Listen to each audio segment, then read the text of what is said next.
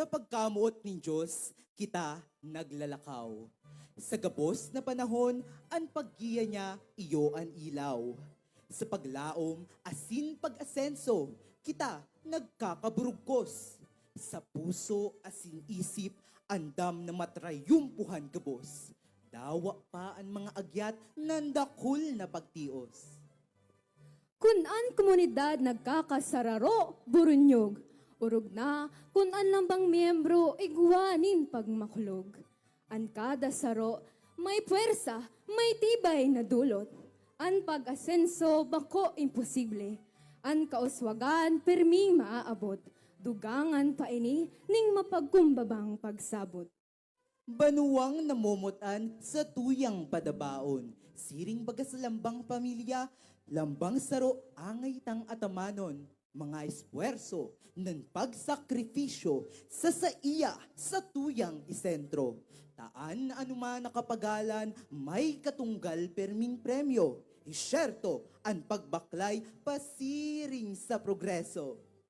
Ining kabanggihon, sarong pag-orgulyo sa tradisyon.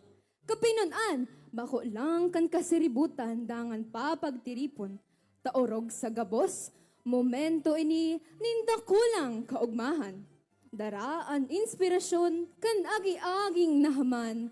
Balon ang leksyon nan giya sa padudumanan.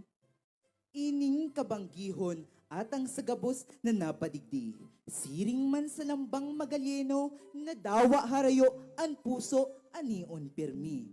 Nagmamawot, nagpapamikbi sa ikararahay kan kabos. Nag-uumaw, nagpapasalamat, nag-aarang sa Diyos. Sa gabos na biyaya ng pagsurog, pasasalamat ang maibabalos. Banwang namumutan sa tuyang padagos na padabaon. Danay na pagserbihan sa kaya kan sa tungkusog nan panahon. Sa intersesyon kan mahal na ina sa tuyang patron, nagaataman. Ang mga paghihingowa mababalsan, mautob mga kamautan. Tas sa tabang nin pagdebosyon, ang progreso at agud makakamtan.